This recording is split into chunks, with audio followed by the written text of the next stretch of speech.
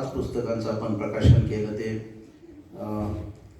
आमचे ज्युनियर परंतु आमच्या पुढे पुस्तकामध्ये जाण्याची इच्छा बाळगणारे श्री राजीवजी नंदकर, सगळ्यांची आवडती अशी आराध्या नंदकर. आराध्याचं चेटकिनीबद्दलचं पुस्तक मी बघत होतो की सरकारी नोकरीत ती जर आराध्या असती तर काय झालं असतं. आणि कदाचित तिला 7व्या-8व्या भागापर्यंत ती मोठी होईल तेव्हा एक चेटकिनीचा भाग गव्हर्नमेंटच्या जॉबवर तुला करता येईल. राजूची 4ही पुस्तकं फार उपयुक्त आहे. ग्रामविकास आपल्याकडे रेग्युलर ट्रेनिंग यशोदामध्ये होतं. ग्रामविकास अधिकाऱ्यांचं सरपंचापासून महिला सरपंचांपासून सगळ्यांचं होतं. त्यांना सगळ्यांना फार उपयुक्त आहे.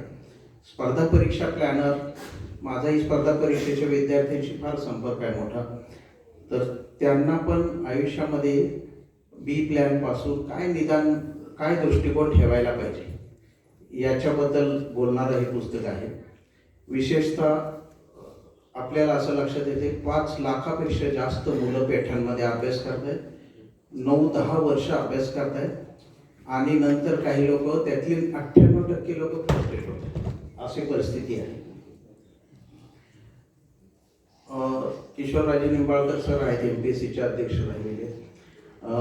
त्यांच्या पण हे आम्ही बऱ्याच वेळा मुलाखतीला जेव्हा एकत्र होतो तेव्हा असं लक्षात येते की ज्या आयुष्याचा पर्यायांचा विचारच मुलं करायला तयार नाही. एक 41 वर्षाचा विद्यार्थी तो 11 वर्ष सदाशिव पेठेत अभ्यास करतो. फायनल इंटरव्ह्यूला आला त्यावेळी आम्ही त्याला विचारलं की हे शेवटचा अटेम्प्ट आहे, यावर्षी नाही सिलेक्ट झाला तर काय होईल. तर नाही, यावर्षी मी सिलेक्ट होणारच. म्हटलं 1% शक्यता गृहीत धरतो होणार नाही, कारण स्पर्धा एवढी वाढते, कदाचित होणार पण नाही. बोललं नाही, यावर्षी मी होणार म्हणजे होणारच. तर आम्हाला असं वाटलं की असा ॲडॅमंट माणूस आपल्याला प्रशासनात नको नव्हतं, कारण तो खुर्चीवर बसला, तो शेतकऱ्याचा ऐकणार नाही, गरिबाचा ऐकणार नाही, तो मला मी सांगतो तेच खरं आहे. बरोबर आहे ना. अशी माणसं आम्हाला नको प्रशासनामध्ये. कारण मग मी नंतर शोध पण घेतला, कुठल्या क्लासवाल्याने हे सांगितलं त्याला, ते पण मी शोधून काढलं.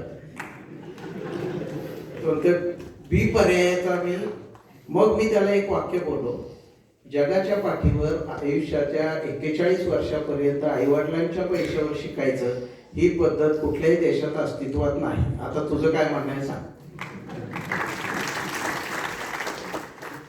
आणि म्हणून मी मुद्दाम जास्त वेळ माझ्या पुस्तकाबद्दल बोलणार आहे.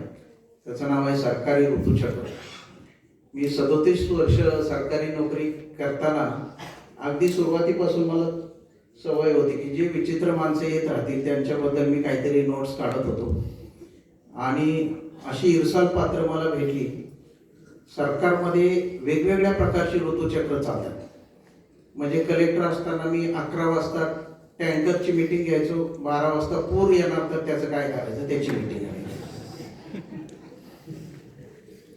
एकदा मला आठवतंय, सकाळी एक्साईजचा महसूल कसा वाढवावा याची मीटिंग 1.5 तास चालली.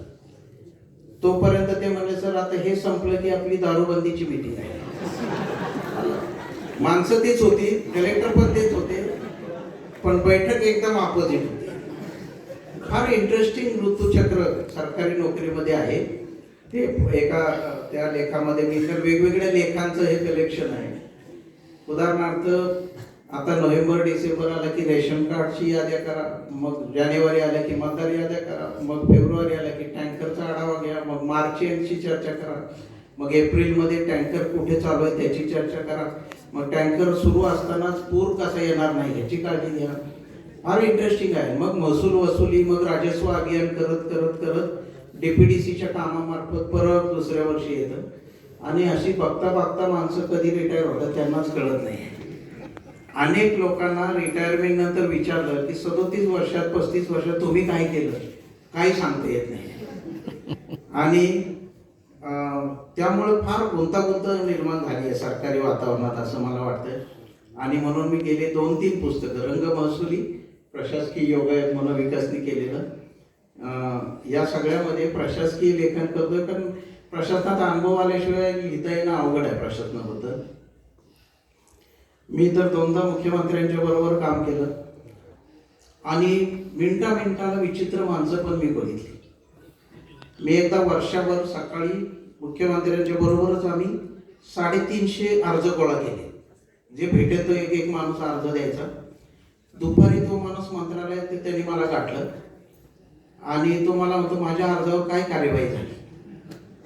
मी त्याला म्हणलं तू अर्ज कधी दिला. म्हणलं मी सकाळी दिला. म्हटलं तो बहुतेक अर्ज टपालमध्ये गेला असणार. नाही तर अर्ज घेताना नाही का मुख्यमंत्री हसले होते. मग मी त्याला म्हणलं मुख्यमंत्री आज 400 वेळा हसलेले आहे. मग त्याला तो शुद्धीवर आला जरा की मग म्हणला त्याला खरंच वाटलं की ते बरोबर आहे. प्रशासकीय मराठीवर एक लेख आहे त्याच्यामध्ये की एवढी कॉम्प्लिकेटेड भाषा आहे की मी स्वतःहून GAD ला एक पत्र दिलं की मी सगळे GR सोपे करून देतो. कारण ज्या अर्थी असे लिहिले आहे त्या अर्थी त्याचा अर्थ कोणालाच कळायला नाही.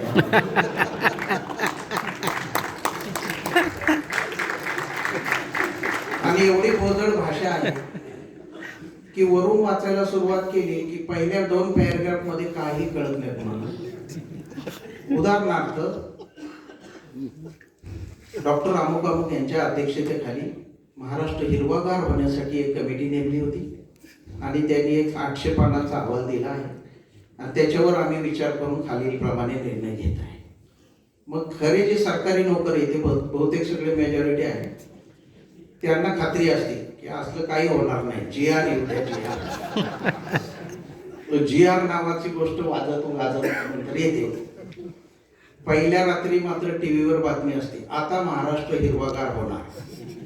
फक्त तलाठी, ग्रामसेवक, कलशेट्टी साहेबांसारखे अनुभवी लोक यांना कॉन्फिडन्स असतो असलं काही होऊ शकत नाही. आणि मग ऍक्च्युअली GR आल्यावर पहिला पॅरेग्राफ असतो. पुढे सुरू असतं तथापि तिथून खरा GR सुरू होतो. आणि पहिलं असतं की विद्यापीठ, कॉलेजेस यांना याच्यातून वगळण्यात आले आहे. दुसरा असतो वरच्या मजल्यावर राहणाऱ्या लोकांनी आपल्या दारासमोर प्रत्येकाने एक झाड लावले पाहिजे तथापि वरच्या मजल्यावर राहणाऱ्यांना याच्यातून वगळण्यात आले आहे. गेले 4 कोटी लोक बाहेर एकाच वाक्यामध्ये. मग गोवा मुक्ती संग्रामात काम केलेले भूतपूर्व माजी सैनिक आणि भूतान मार्गे पळून आलेले लोक यांनी झाडं नाही लावले तरी चालते. विना अनुदानित शासकीय संस्था असं करत वाचत गेले की मग खात्री पडते कोणी झाडं लावायची.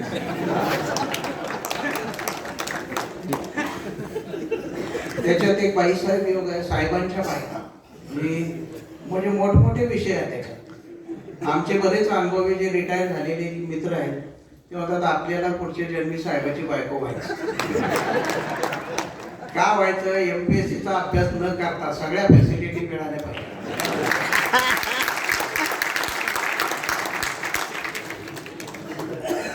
एक तरुण आपल्या प्रोफेशनल आता आहे तिथे तरुण तहसीलदार सगळ्यांना माहिती व्हॉट्सअपवर येतं ते. तरुण तहसीलदारांना आपल्या तलाठी संघटनेच्या अध्यक्षांनी घरी जेवायला बोलवलं आणि त्याचं ते बंगला आणि ते सगळं डायनिंग टेबल जेवण हे ते बघून ती बिचारी नवीन होती नवरी तिला काही माहित नव्हतं. पण जाताना तेवढी एकच वाक्य ती बोलली की तुम्ही तलाठी कधी होणार आहे. आता हळूहळू तिला मानता अनुभवाने ते माहित होत जातं की कसं व्हायचं तलाठी. बाबूराव स्टाईल नावाचं एक त्याच्यात प्रकरण आहे. काही लक्षात नाही राहिलं तर ती बाबूराव स्टाईल तुमच्या लक्षात राहील. भारतातले सर्व पुढारी याचा वापर करतात असं माझं मत आहे. कुठल्याही विषयाचा अभ्यास नसताना म्हणजे मिलिंद जोशी सर नेमके अपोजिट आहे बाबूराव स्टाईलचे. त्याला एक वेगळा शब्द काढावा.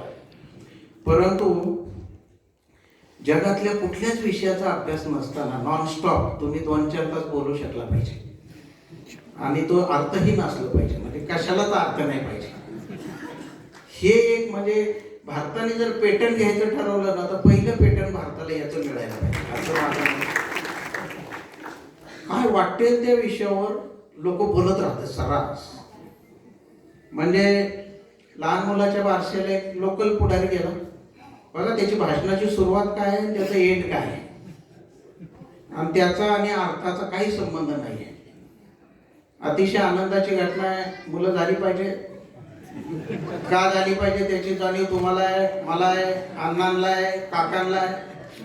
म्हणजे ज्याला स्टेजवर मुलं नाही त्याचीच नावं घ्यायची मध्ये. मग मध्ये ते गॅप टाकायचं, म्हणायचं मध्यंतरीच्या काळामध्ये. आता मध्यंतर कधी झालं?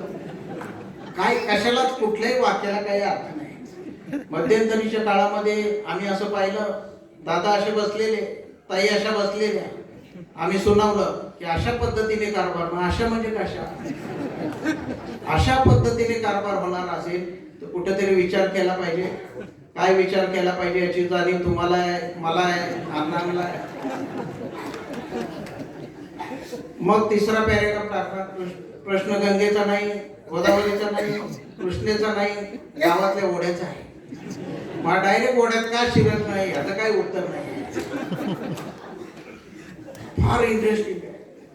श्रीहरिकोटावरून आपण इन्सॅट 1C PSLV टाकलं, परवा दिवशी पाठवलं.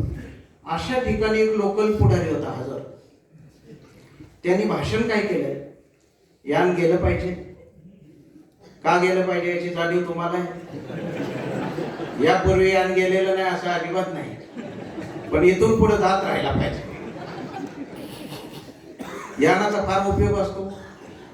यान नाही गेलं तर दुसरं आपण काय करणार? कशालाही काही अर्थ नाही. त्यानंतर दुसरं जे पेटंट आपल्याला मिळालं पाहिजे असं वाटतं ते आहे अर्जांची ऐशी तैशी नावाचा एक लेख त्याच्यात आहे. अद्भुत देश आहे आपला. दर महिन्याला 8 ते 9 हजार अर्ज मंत्रालयात, 4 ते 5 हजार अर्ज प्रत्येक कलेक्टर ऑफिस मध्ये येतात. आम्ही आता त्याचा अभ्यास केला तर असं लक्षात आलं सर, 100 पैकी 9 अर्ज डायरेक्ट कलेक्टरशी संबंधित आहे. 91 अर्जाचा कलेक्टरचा काहीच संबंध नाही. आणि ह्या अर्जांचं पुढं काय होतं याचा मी गेले 35 वर्ष शोध घेतोय, तरी अजून काही शोधच लागत नाही. मजरेवाडी सोलापूर मधून रशियाचा निषेध करणारं निवेदन सोलापूर कलेक्टरला दिले. आता ह्या निवेदनाचं कलेक्टरने काय केलं असेल मला सांगा, आणि कुठल्या भाषेत रशियाला हे पत्र गेलं असेल? फार प्रॉब्लेम आहे. मला असे आलेले विचित्र अर्ज मी स्टोअर लेख असं झेरॉक्स काढून ठेवत गेलो. बायको नांदत नाही त्याची योग्य ती चौकशी कलेक्टरने करावी. आणि त्याच्या खाली शेवटचा पॅरेग्राफ त्याला आधुनिक ज्ञान ताक असं लिहिले त्यांनी की सासऱ्यांची ईडी चौकशी करावी असं आहे. आपल्यालाच कळत नाही याचं नक्की काय करायचं आपण. महापालिका आयुक्त असताना भयानक विचित्र अर्ज. मला कोरोनामध्ये जोशी साहेब एका बाईने मेसेज पाठवलाय सकाळी की कोरोनामध्ये सगळ्या बागा जरी बंद असल्या तरी मला आणि माझ्या कुत्र्याला उन्हात फिरायची 1 तास सवय आहे. त्यांच्यासाठी सॅलिसबरी पार्क 1 तासासाठी गपचूप उडून द्यावे आणि ते मी कुलूप लावायला तयार आहे नंतर बोलत असा अर्ज आहे. मला कधी कधी असं वाटतं आपलं साहित्य आहे ना, मराठी साहित्य, असे जेव्हा सगळे अर्ज भिंतीवर येईल महापालिकेच्या, त्या मिनिटाला खरं आपण लोकाभिमुख होऊ असं आज तरी मला दिसतं. दारिद्र्य रेषेचं प्रेम असा एक त्याच्यात लेख आहे. जगातले सगळे लोक श्रीमंत होण्यासाठी भांडतायत किंवा प्रयत्न करतायत, आणि आपले लोक दारिद्र्य रेषेच्या अजून कसं वाकून जाता येईल खाली याच्या प्रयत्नामध्ये आहे. तुम्ही काही पण लिमिट सेट करा. 10,000 केलं ना तर उद्या 9,950 रुपयाला येऊन थांबणार असं आहे. एक माणूस होता, त्याला विचारलं, अरे तुझ्या मुलीचं लग्न जमलं, तू तर BPL कार्डवाला आहे, तू 10 लाख कसा खर्च करणार? आपल्याजवळ पैसे आहे. म्हटलं आपण कागदोपत्री गरीब आहे. हे कागदोपत्री गरीब हे एक वेगळंच कार्यक्रम आहे. म्हणजे तहसील ऑफिस मध्ये EWSचा दाखला घेताना घरची 4 व्हीलर घरी ठेवून मोडकी मित्राची स्कूटर घेऊन कसं यायचं याचं एक मास्टर टेक्निक आहे, आणि ते आमच्या आता प्रशासनात राहून लक्षात आलं आहे. बधीर आणि चतुर कर्मचारी हा तर एक मला वाटतं शासनाचा अविभाज्य भाग आहे. सरकारी माणूस एकदा 7-8 वर्ष सर्व्हिस झाली, त्याला तुम्ही जर सांगितलं की तो ग्लास मला दे, तो पाणी देईल याची काही गॅरंटी नाही, अजिबात देणार नाही. तो त्याला सांगावं लागतंय त्या ग्लासात पाणी होत आणि ते मला आणून दे. फार अवघड आहे. एका साहेबांनी त्याच्या शिपायाला सांगितलं, अरे मोठे साहेब येणार आहे, तू बाहेर उभा राहा. साहेब आला की मला सांग, म्हणजे मी पळत येतो, त्यांना रिसीव्ह करतो, मग तू चहा सांग. तो शिपाई एवढा भारी होता, त्याने बाहेर जाऊन आधी चहा सांगितला. साहेब आल्यावर तर म्हटलं, साहेब आज चहा पिताय तुम्ही, थांबा तोपर्यंत. का नाही सस्पेंड होणार लोक. आमच्याकडे एक डेप्युटी कलेक्टर होता, फार सिनियर माणूस होता विचार.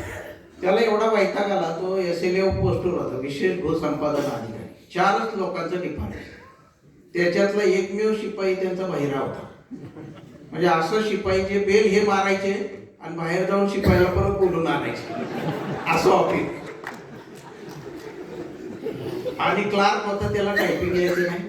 आणि अव्वल कारकून बाईला अब्दुल दिसायचं. ते म्हणजे 5 वाजता म्हणायचे, मी काय आता टायपिंग करत नाही. ते शेवटी वैतागून गेले. आणि माझ्याबरोबर फार सिनियर कलेक्टर होते, कुलकर्णी नावाचे. तर तो मला म्हटला, साहेब मी उद्या कलेक्टरशी भांडायचं ठरवलंय, मला एक तरी माणूस धड द्या चांगला, ज्याला टायपिंग वगैरे येईल. तुम्ही असताना मी एकदा कलेक्टरला भेटतो, म्हणजे या उद्या 11 वाजता आपण, मी काहीतरी फाईल घेऊन बसतो. तर कलेक्टर पुढे त्यांनी मोठमोठ्याने आवाज चढवून 54-55 वर्षाचे ग्रस्त काय म्हणजे, एक शिपाई बाहेर दिलाय, एक आंधळा दिलाय, कसं काम करायचं आम्ही. मला वाटलं कलेक्टर म्हणतील ठीक आहे, एक तरी माणूस बदलून देईल. तसलं काही झालं नाही. कलेक्टरने बेल दाबली आणि ते म्हणले ते AC बंद करावं. त्या शिपायांनी AC मोठा केला. कलेक्टर म्हणजे, मी अशी माणसं सांभाळतोय, तुम्हाला काय प्रॉब्लेम. तो गपचूप उठून गेला, त्यांनी मागणी सोडून. आणि असं ऋतुचक्र वर्ष चालू आहे. 30-35 वर्ष झालेली माणसं कधी रिटायर होतात कळत नाही. रिटायर झालेल्या माणसांची पण वेगवेगळ्या गमती कानावर येत आहेत. एका शिक्षकाने, प्राथमिक शिक्षकाने फार शिस्तबद्ध होता. त्याने काय केलं, घरामधल्या सगळ्या चाव्या त्याला अशी मस्त, एक रिटायर झाल्यावर काही काम नाही ना, त्यांनी एक मस्त शोकेस तयार केली. प्रत्येकाला एक स्टीलचं हे केलं की वरच्या दरवाजाची चावी, तिजोरीची चावी, अमुक चावी. चोराने रात्री चोरी केली, फक्त तिजोरीची चावी नाही, बाकी काय हातच नाही लावला. म्हणजे असं माणसं आहे. दुसरा एक पोलीस अधिकारी मला माहिती आहे, आता जो हडपसर एरियात राहतो, रिटायर झाल्यावर 2-4 दिवस अस्वस्थ झाला, त्याला कोणी सॅल्यूटच मारला. त्याने काय केलं, मॉर्निंग वॉकला गेल्यावर बघितलं आजूबाजूला किती सहकारी सोसायटी आहे. मग त्या प्रत्येक वॉचमनला त्यांनी, मला काल परवाच एकाने सांगितलं, खिशातल्या पैशांनी सगळ्यांना ड्रेस शिवून दिलाय. त्याने सांगितलं, मी फक्त वॉकिंग करताना सॅल्यूट मारायचं. काय माणसं जगतायत. आणि त्यामुळे मला सांगतो की ती तुला जी भेटलेली चेटकी नाही, त्याच्यापेक्षा भारी लोक आम्हाला भेटलेले आहेत. त्याचं चित्रण करण्यासाठी हे सरकारी ऋतुचक्र लिहिलं आहे. धन्यवाद.